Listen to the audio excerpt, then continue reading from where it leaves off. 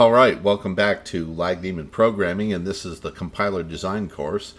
In the previous video, we went over how to build up a string using our lexer, using states, where you designate a state here with a %x, and then you use that state on various patterns, and it can only use those patterns when it's in that state. In this video, we're going to start off real quick by just showing you one other little technique in the lexer that's very useful, and that is when we want to do punctuation, finding things like this. Finding a single quote or let's do a semicolon. When the pattern matches a single semicolon, well, we could go over to the parser and create a token called semicolon, and we could return that token. But we can also just return that semicolon as a character. And then in our parser over here, whenever we create some sort of production, and we'll do something like, you know what? I'm going to get rid of a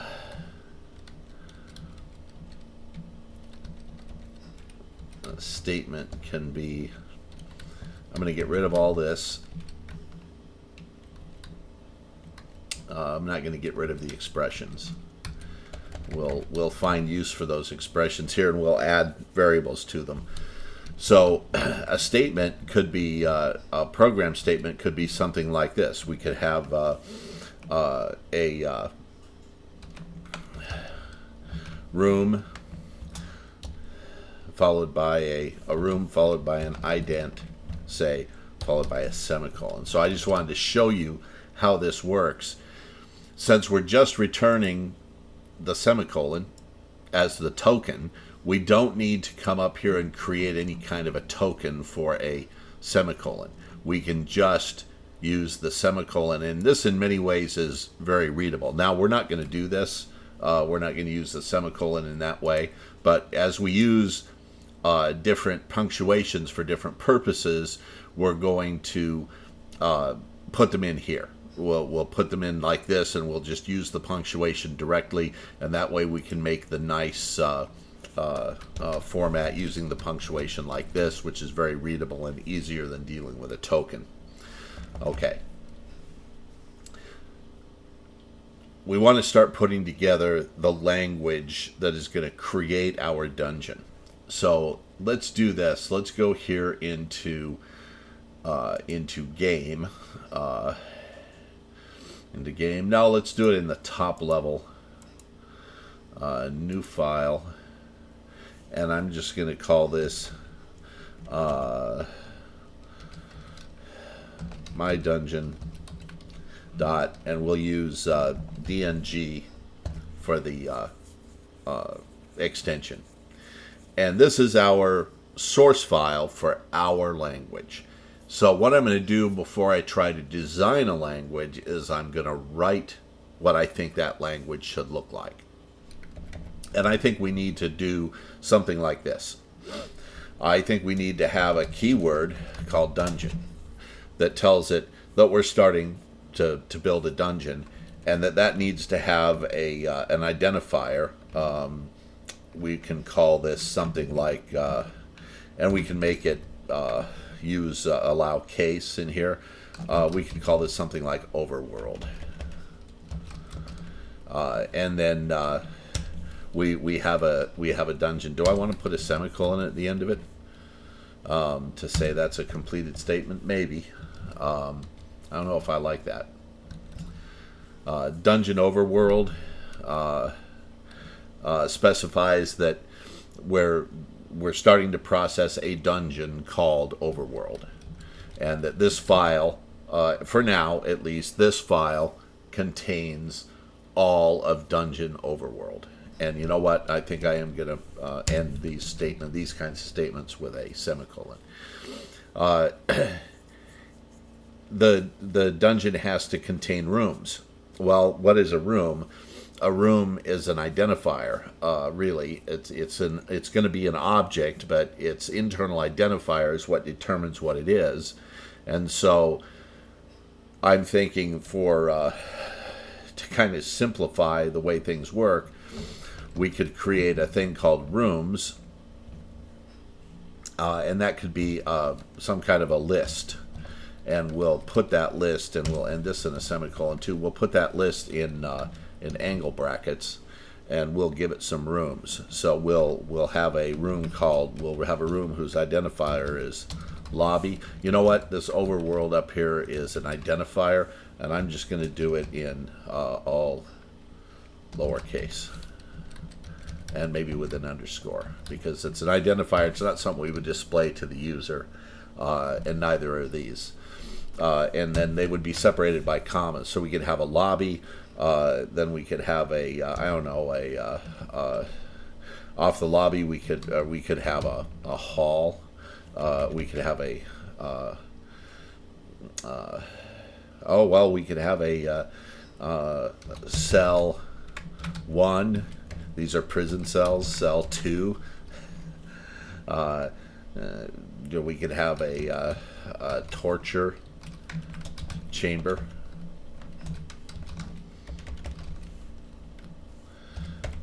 And we'll keep it simple for now.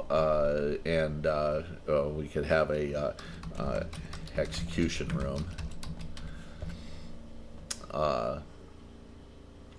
And we could have a treasure room. Now we won't. We'll call it a treasury, and we won't call it an execution room. We'll call it an execution. Yeah, why not? We'll call it execution room. Okay. So there's our rooms, and then we could do something like this. We want to connect these together. So we've specified the rooms. We probably want to be able to give descriptions of them, descriptive text, and so forth. So we could do something like this. We could say room, lobby,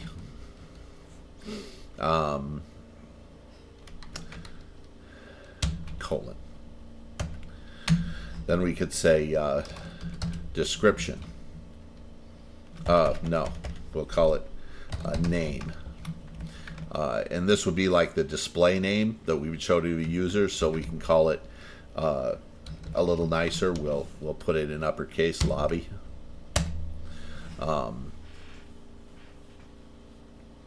If I do this, how do I know what I? Well, okay, we'll just continue on. We'll create the language. We can have a description. This description could be something like the lobby contains various instructions and various items you may need while exploring.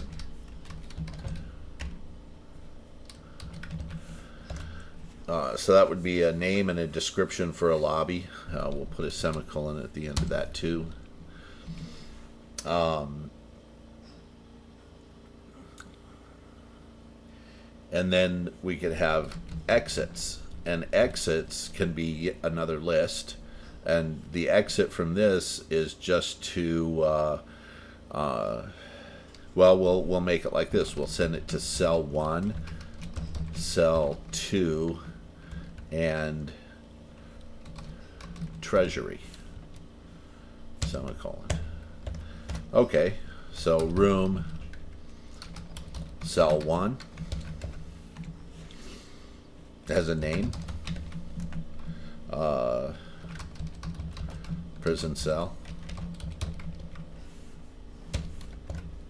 That's what would be seen on the screen. So I'm going to just copy these, typing a little bit quicker here. A prison cell.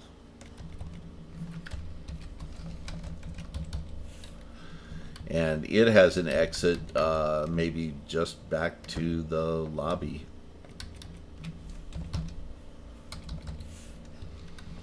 So it connects back to the lobby, and that's the only place. We could have room cell 2, and it can be identical.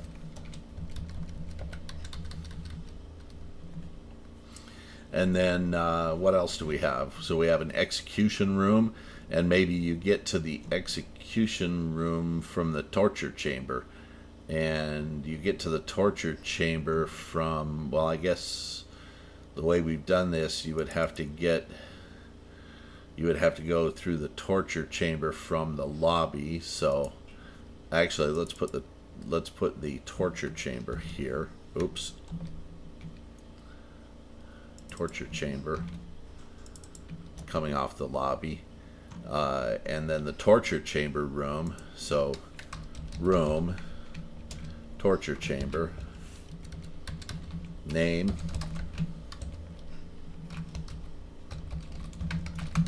torture chamber, description, a bad place to be, and exits then go to the execution room. Forgot my semicolons. And then we could have execution room. Oops, it's supposed to be room. Execution room.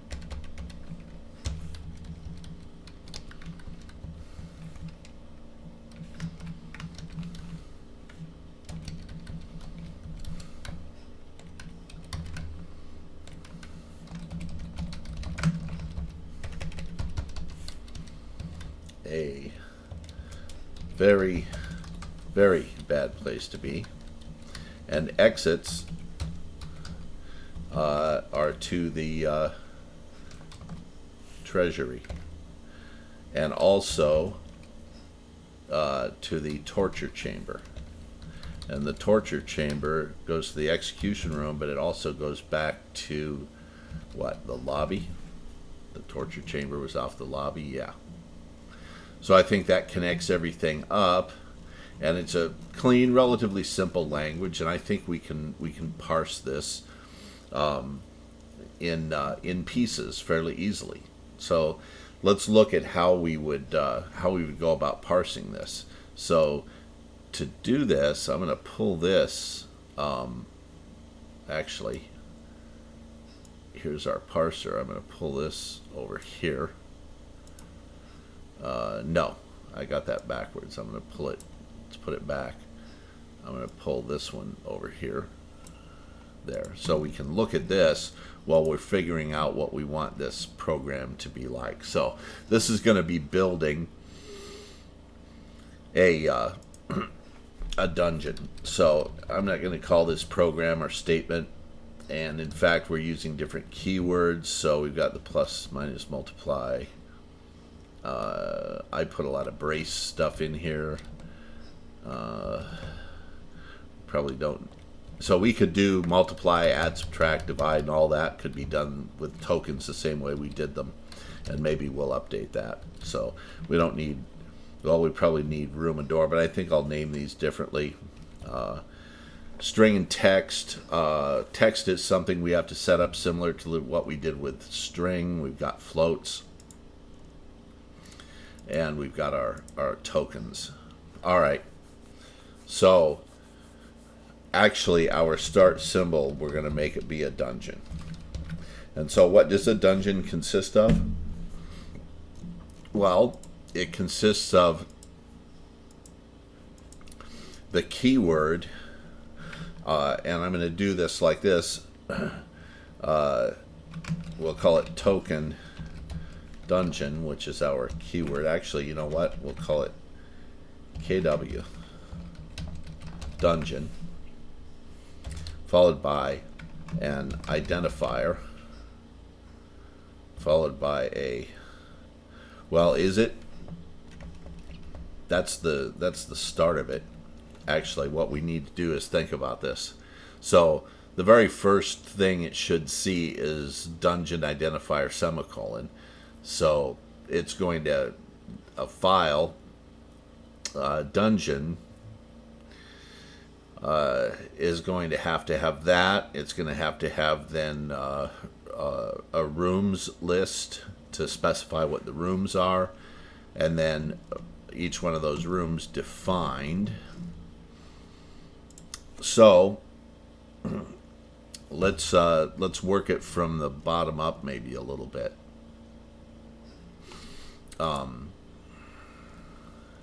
We need a symbol for name, description, and exits. So those are keywords: name, description, and exits. So let's start by creating these keywords. Let's go over to our Lexer. And we already have a semicolon. We also need an open bracket. So we will return that. Oops.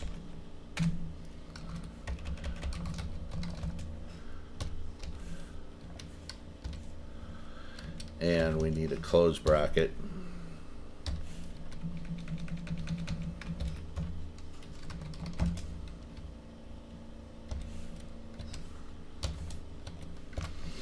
And we need a comma. So we will return comma. All right. We need the word dungeon. And so what are we going to return? We'll call it, we'll just call it dungeon in uppercase. Simpler and easier. We need the word rooms. Oops.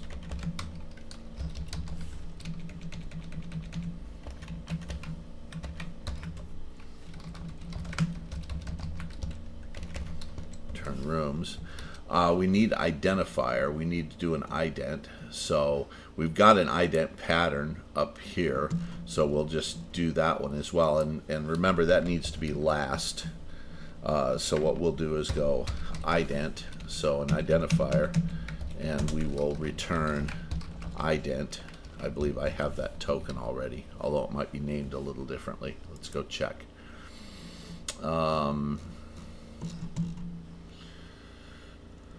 Tokens.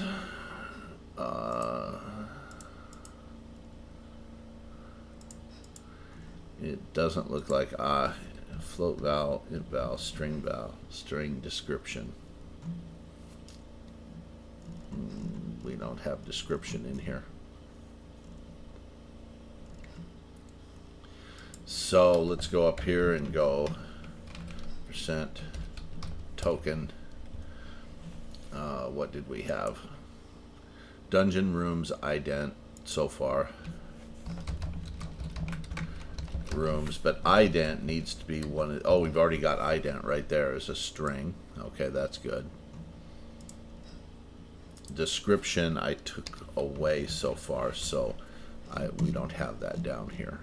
Right. This needs to have a semicolon. Let me double check. Dungeon rooms. We need room. We need name, description, exits, and ident. And then we're going to have to figure out how to make a list of identifiers, and we'll take care of that in a moment. I'm looking at here, 19 minutes. Okay, so we need room. So I put the longer one first. So if it doesn't match this, it'll drop down and it'll match this. If you put the little room first, it'll miss rooms. So we want to return room. Then we want to have name and return name. DESC is fine. Return that. exits, return exits. Now the thing is yeah, description exits, okay, that's fine. And then we'll have a string, and all we got to do, we still have to create a list, but we'll get to that. Let's make sure we got them over here. Name, description, exits. Okay. So let's begin down here a little lower first and say, what is a room? It's a keyword room followed by an ident followed by a colon. Did I put colon in over here? No, I didn't. Quote, colon. We want to return a colon.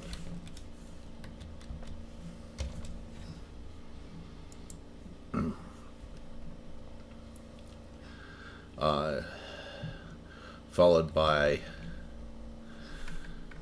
a name, the keyword name, followed by a string, a T string, which is a type string. And that's what we want to return over here. Let's make sure we're returning T string. Okay, we are. Followed by, and in our little simple language, these will have to be in this order, for now at least. Followed by a,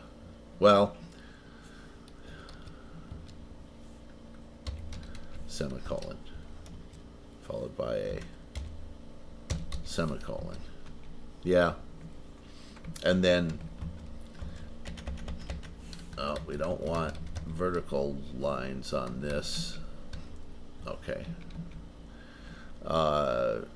Followed by the keyword exits, which is going to have a list, which is going to be an ident list, followed by a semicolon. Semicolon for that. Okay, so what is an ident list? An ident list is an open brace followed by a list of idents, we'll call it, followed by a, not a brace, a bracket. All right. So then what is a list of idents? A list of idents is an ident, excuse me, it's an ident, or it's an ident, or it's a list of idents followed by a comma followed by an ident. All right, you follow that? So a list of idents can be just an ident. So, or it can be that list of idents, which might be an ident, followed by a, which would have to be an ident, followed by a comma, followed by another ident. So this will make a list. This will parse a list of comma separated identifiers. And this ident list says that that list of comma separated identifiers has to be between these angle brackets. And this exits have to have an ident list followed by a semicolon. So that takes care of room. So then, what is a rooms? This room, we'll call it a room list. Well, a room list, we'll do the same thing we did here with ident list. It's an ident list, right? It's an ident list, but it's actually room. No, we don't call it that. Rooms is the keyword. Rooms followed by an ident list followed by a semicolon. So this is an easy one. So sometimes doing the lower level stuff first is helps out, because now we've got reuse, right? This list of idents also works for rooms, a room list. So now we've got this taken care of. And so what is a dungeon? It's going to be the keyword dungeon followed by an ident followed by rooms followed by, we'll call it room defs as a non-terminal.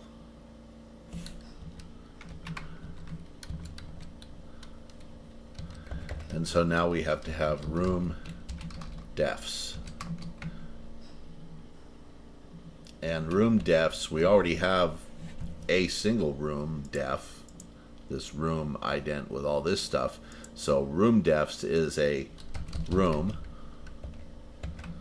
or it's a room defs followed by a room.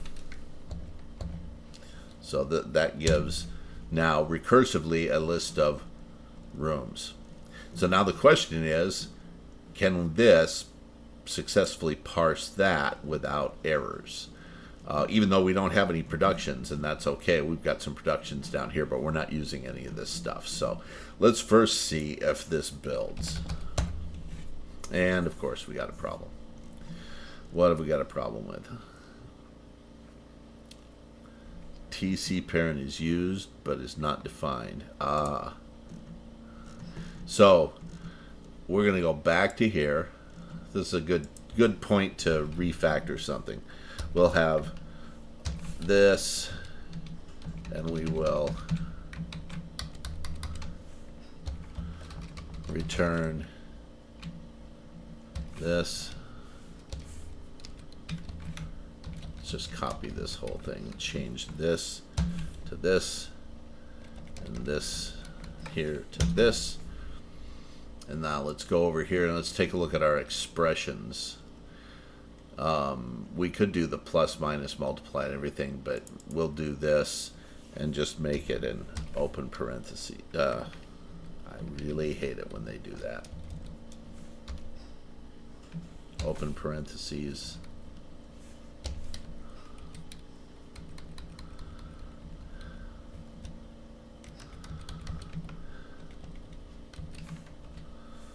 Quote. Close parentheses, push that back over there, and we've got another one down here. So you can see this is we can change out a lot of this stuff for this technique, and it'll look a lot nicer, easier to read. All right, let's see if that fixes that.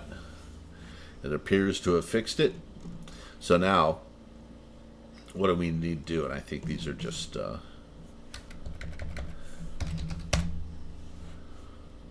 yeah, okay, fix it. So now what do we need to do? Over here in main, we have this main function, and it doesn't use this argc, argv at all. I'm going to take those out, and I'm going to change this name to command line. So that runs the command line. I'm going to come down here and I'm going to create a new int main int argc character pointer argv. Down at the bottom we'll return 0. Now what do we need to do? Well, we're including this guy's up here at the top. We're including, are we? YY-lex and YY-parse. This now actually needs to be, I guess I'm not using those, but technically that's command lex and command parse. Extern int dng parse. and we'll see if this can link. Actually, no, we don't want dng parse. Let's go back over here. Why? I've got a function down here I created, dng eval, that takes a file name. I'll explain this real quick. It's basic C++ coding, right? So this is compiler design. Don't necessarily explain a lot of C++ code, but basically here we're opening up a file that's passed into it, and what's happening is if it can't open the file, it gives you an error message. We're changing this variable here to this input, which is this input file, and then returning dng parse. So dng parse will parse this dng in, which is now this input file that we've just opened. So this is how we're parsing a file. So if we go over here to main and we take this, copy this, and this is kind of I don't know, I guess it's just kind of a simplification of it. I could create a header file for this. Oops, I don't want that dng eval. So what we're going to do down here is look to see if argc is less than 2. That's supposed to be argc is less than 2. Then what we're going to do is go standard cout from you must specify a file.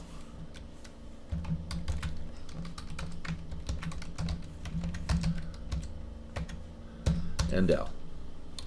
Okay. And so then we're just going to call that dng eval with argv sub 1 because you specified the file name. So let's build that. Oops. What does it not like? dng eval.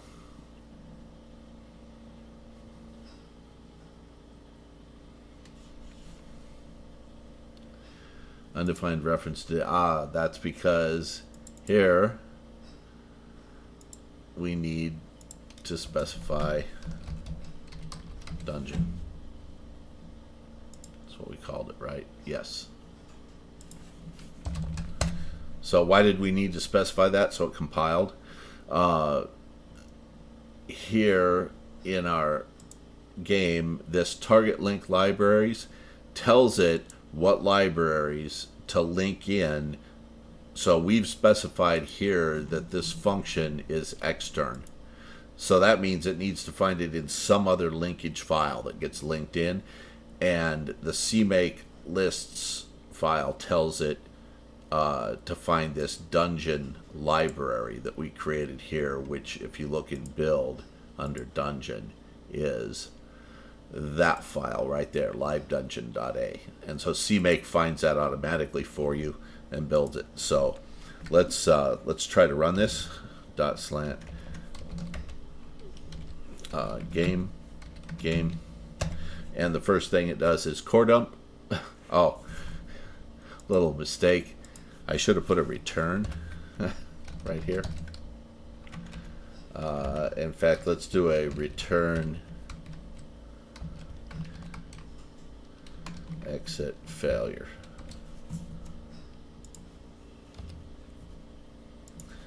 Make. Now let's run it, and you must specify a file. Okay, so where's our file? Well, our file, where did we put it? At the top level, so we go up, and it's called mydungeon.dng, and it says syntax error, unexpected semicolon, expecting rooms. And that would be because we made a mistake in our parser. Room, dungeon, ident, rooms, room defs, semicolon. Let's do a make, and then run it. And syntax error, unexpecting, semicolon, expecting rooms.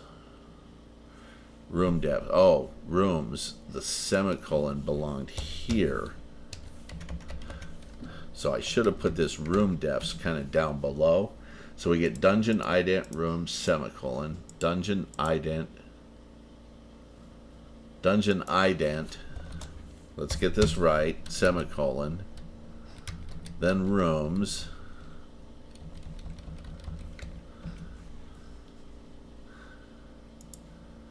then semicolon, and rooms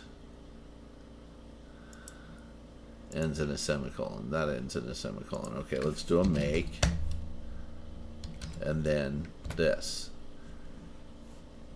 Unexpected end expecting semicolon, because I forgot to put a semicolon. So now it's parsing our file and it's finding errors in our file. Syntax error, and we'll get to where we can put line numbers on these errors. We'll set that all up. It's kind of a step-by-step thing. So let's, now that I fixed our input file, no errors. This compiler, though it doesn't emit anything yet, it doesn't do anything, but it does check the syntax of this against this. So it means that this structure here that we created can compile this written structure correctly with no errors. So that's good. If we make a bizarre error here, like put a comma here, let's see what happens. So we get an error, syntax error, unexpected brace expected ident, because it had this comma here. So that's a syntax error. So, and there it works. So that's it for this video. We got a good start at specifying, having a language that can specify a dungeon and rooms. We're going to add to this. This is going to be more capable. We're going to do more things, and we'll probably change a little bit of this structure to make this a little more flexible so it doesn't have to be written in precisely this format. We'll have to see. We'll think about it, but there's a good demonstration of how it is. In the next video, what we will do is start creating objects out of these. As it finds these bits and pieces, it's going to assemble objects, and it's going to return from this, actually from this function down here, eval, will not return an int, it will actually return a dungeon. It'll return a dungeon object that's fully fleshed out and built out according to this specification over here. So that's it for this video. Thanks for watching. I hope you liked it. If you liked it, hit that like button. If you really liked it, hit that subscribe button, and I will see you in the next video. Thanks for watching.